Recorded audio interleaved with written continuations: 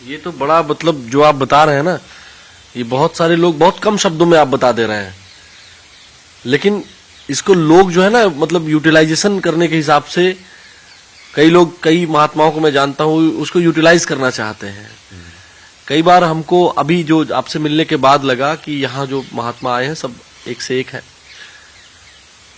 महाकुंभ में आपको पहले दिन मैं मिल गया, जिस दिन आप आए थे आप मुझे मिल गए। दोनों मैं तो 1 महीने से था यहाँ। हाँ, तो पहला दिन तो नहीं था, वो 2-3 दिन हो गए थे मेरे को। कोई भी नहीं देखा था आपको, लोग मिले तो होंगे ना आपसे? मिले तो थे लोग, वैसे तो मैं घूमता भी रहता था भजन में। उस टाइम पे तो मैं जैसे पूरे सड़कों पे पूरे टाइम मंत्र जाप करते हुए घूमता रहता था। एक दिन तो जैसे मैं देवी मंत्र जाप करते हुए घूम रहा था सारी सड़कों पे, ऐसे में घूमता रहता था, अपना ध्यान में रहो। और चूंकि मेरा मेन काम वही था ना, जब मैं आया था कि यहाँ पे इतने बड़े लोग आए हैं अलग अलग जगह से, अलग अलग टाइप के महात्मा है, उनको अलग अलग टाइप का ज्ञान है, अलग अलग टाइप की सिद्धियां हैं, सबके साथ बैठेंगे, अब देखेंगे हाथ तंत्र वाला वो क्या करता है, ये वाला क्या करते हैं, ये वाला क्या करते हैं। वही तो करे ना, ताकि सारी चीजों को उसको एक साथ इकट्ठी करके वो जैसे समझ रहे हैं वो भी समझो कि उन्होंने कैसे समझा है, कौन से शब्द यूज करके उन्होंने समझा है, ताकि वो शब्द यूज करके और ज्यादा लोगों को समझाया जा सके। अच्छा, लेकिन अब हमने आपका इंटरव्यू कर दिया, लोगों तक पहुंच गया, फिर आपका चलना मुश्किल हो गया, तमाम लोगों ने आपको वहां आना भी बंद करवा दिया अखाड़े में। हाँ, फिर बहुत कुछ हुआ ना वो तो। अब वो जो आप करना चाह रहे थे वो कैसे होगा? फिर भी हुआ, जैसे ना, जैसे आपने मेरा इंटरव्यू लिया था ना, ये तो पक्का है ना। हाँ। है ना। अब उस चक्कर में जैसे वो दूसरे बाबा जी जो गुरु बोल रहे थे अपने आप को, वो अंदर जाके बोलते कि हाँ वो मेरा इंटरव्यू लेने के लिए आए थे।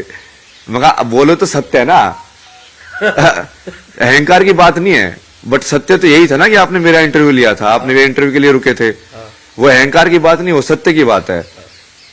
तो वो वही है ना, वो पहले से ही वो टेंडेंसी ऐसी होती है ना, जो लोग अटेंशन के पीछे ये सब चीजें सोचते हैं कि मुझे अटेंशन चाहिए, तो वो जैसे अटेंशन मिलते हैं वो फंस जाते हैं वहां पे जैसे ही पावर मिलनी चालू होती है, अटेंशन मिलनी चालू होती है, यदि तुम स्पिरिचुअलिटी के अंदर रूटेड नहीं हो तो माया तुमको फिर से खींच लेगी अंदर। और वो माया इतनी प्रबल होती है ना कि तुमको पता ही नहीं चलेगा कितना घुमाएगी। फिर बहुत दिनों बहुत जन्मों के बाद तुमको समझ में आएगा, ओ भाई ये तो मैं वहां से फंसा हुआ हूँ, अब इसको निकलूं बाहर से। एक बात है ना, वो हम लोग सुनते हैं जब कथावाचक आते थे गांव में, माया महा ठगिनी मैं जाना। हाँ? माया महा ठगिनी, ये तो बहुत सुनता था मैं, माया है दिल्ली के तरह बैठ के माया बहुत ठगिन है, वो कभी भी ठग लेगी आपको। एक्चुअली में वो सब चीजों पे अप्लाई होता है, क्योंकि ईश्वर वाले तत्व के लिए वो लास्ट चीज को ही माया मानना पड़ता है। कि ये जो जिस चीज को हम तीर्थ मान रहे हैं, गंगा मान रहे हैं। अच्छा, मैं थोड़ा आपको रोकूंगा महाराज जी। पिताश्री आपके इंटरव्यू दिए, उन्होंने कहा बेटा तो रास्ते पे चला गया है विज्ञान के, मैं उसको लौटने के लिए नहीं कहूंगा। अब जो पीछे बात चली गई, आप सन्यासी हैं मैं मानता हूं, आपको अब यहीं रहना चाहिए, हम सबको ज्ञान देना चाहिए। लेकिन एक जो बात है कि आपको वाली स्टोरी भी फिक्स करनी है क्या धर्म के अंदर? नहीं मतलब नहीं, मैं वो स्टोरी नहीं, जो मैं उनका इंटरव्यू देखा तो मुझे ऐसा लगा, अगर आप मुझे अपना भक्त मानते हैं या एक मानते हैं कि मैं, ये कैमरा जरूर चल रहा है लेकिन मैं ये मान के आपसे बात कर रहा हूं कि ये नहीं चल रहा है। नहीं वो ऐसी वो आपकी ऑनेस्टी निकलेगी, है ना।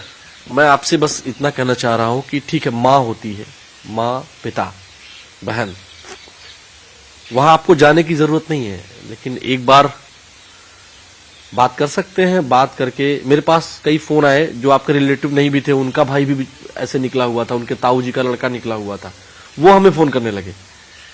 लेकिन आपके पिताजी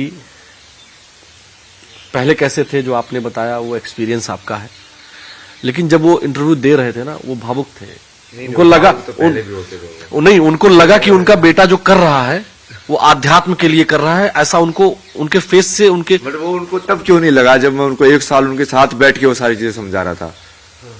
मैं उनके सिर पे बैठ के समझा रहा हूँ, यार समझो यार, मैं तो ये चीज करना चाह रहा हूँ। उस टाइम पे उनको क्यों नहीं लगा, वो अभी क्यों लगा? इसका मतलब कहीं ना कहीं फेम से रिलेशन है उसका। उन्होंने उस टाइम पे अपने बच्चे की सत्य को क्यों नहीं माना कि ये जो बोल रहा है ये सत्य है? लेकिन कहते हैं कि बड़ों उम्र में बड़े जो जिनके तन से हम पैदा हुए हैं, हम भी किसी के बेटे हैं, कई बार हमको लगता है कि मेरे पिताजी ठीक नहीं कह रहे हैं, वो हमारी बात भी नहीं मानते हैं, लेकिन इसके बावजूद भी हमें क्या करना चाहिए? जो हमारी जो सनातन परंपरा है, वो कहते हैं ना कि हिरण्यकश्यप याद है आपको? हिरण्यकश्यप तो याद है ना मेरे को, बट उसके अंदर तो जैसे मेन तो मैंने इतने सारी चीजें की है तो ध्रुव ने हिरण्यकश्यप के सुपुत्र ने तो ये नहीं किया ना कि उन्होंने तो प्रहलाद ने, देखिए मैं ध्रुव बोलने जा रहा था, आपने ध्रुव भी बोला था है ना? हाँ। देखिए कई बार गलती होती है और उसको स्वीकार कर लेना चाहिए। हम जानते सब है, ध्रुव प्रहलाद, क्योंकि वो दोनों ही भक्त है इसलिए आप कंफ्यूज हो गए ना। दो को ही भक्त की उपाधि मिली है, भक्त ध्रुव और भक्त प्रहलाद, जो कि अमर हो गए। ये मेरे को विभूति वाले बाबा बहुत बताते थे, देख ऊपर बैठा हुआ वो ध्रुव, वैसे वो होता नहीं था, वो दिखाने का आता था कि ऊपर देख, देखो ध्रुव बैठा हुआ है, वो अमर है, हो गया वो भक्त बन के। वापस से महाराज जी हम बात पर आते हैं, तो पिताश्री से घर तो चले जाइए आप। नहीं वो सब वो अभी है ना, वो आपको शायद वो हो सकता है कि आपको अपने प्रारब्ध की वजह से उनके अंदर वो चीज दिख रही हो, बट मुझे वो पता है ना वो क्या है। वो तो मेरे को ऐसे देखते थे ना ऊर्जा में जैसे खा जाऊंगा मैं, तो मैं वहां पे साइलेंटली बैठा होता था, तो उनको ऐसी इतनी ईर्ष्या होती थी उस चीज से, वो करने से, मेरे ओम जपने से भी, वो सब करने से भी। अब क्या बदल गया एकदम से? वही चीज वहां पे कैसे गलत लग रही थी उनको? सारी चीजें पढ़ाई मैंने वहां पे, जैसे मेरी वो बीच में वो सब भी हुआ, वो घर छोड़ के खुद ही भाग गए थे, फिर मैं चाचा वगैरह को बुलाया, तो चाचा वगैरह को बुला के जैसे बुआ वगैरह आई, मैंने उनको पूरा समझाया कि मैं क्या कर रहा हूँ, देखो ये मेंटल हेल्थ के लिए बहुत जरूरी है, क्योंकि ये सब चीजें मन कैसे काम करता है उससे भी जुड़ी हुई हैं। आज के टाइम में कितनी जो ज्यादा जरूरत है इन सब की, वो लोग समझे, फिर भी वो नहीं समझे क्योंकि उनको समझना ही नहीं था। नहीं, लेकिन मुझे लगता है कि कई बार फेम की ही वजह से, लेकिन कई बार चीजें समझ में आ जाती हैं। नहीं वो समझ में नहीं आई है उनको, वो सिर्फ परसेप्शन की वजह से होता है कि हाँ अब ये चीज, वो पहले उनको डर लग रहा था कि ये चीज है कि नहीं है, अब उनको लग रहा है कि हाँ ये चीज तो बाकी लोग एक्सेप्ट कर रहे हैं। पहले मैं अकेला खड़ा था तो मेरे साथ नहीं खड़े थे, अब दूसरे लोग खड़े हैं तो वो भी खड़े होना चाहते हैं। तो इसमें मेरे विचार से प्रारब्ध ठीक है, मैं मान लिया, और मैं एज अ स्पिरिचुअल मैं तो पूरे लाइफ में आपसे जुड़ा रहूंगा, लेकिन मेरा एक मानना है, अगर आप थोड़ा सा भी लग रहा हो आपको कि मैं स्पिरिचुअलिटी के आपके कहीं भी थोड़ा सा भी हूं, तो मेरा ये मानना है कि आपको एक बार पिताश्री से, अब मान गए हैं, कैसे भी माने हो। नहीं वो मेरे को मानने से मतलब ही नहीं था ना, मेरे को उनके मानने से मतलब होता तो मैं इस बात पे आता ही नहीं। उनके मानने या ना मानने से मेरे को क्या मतलब है? वो मेरे लिए तो एक सोल है ना, जो बाकी सोल्स हैं। बाकी जैसे आपको समझा रहा हूं वैसे उनको समझाया था, उन्होंने नहीं समझा, आपने समझा, समझाना चाहो उस चीज को, अब मेरे लिए तो बराबर ही है ना वो।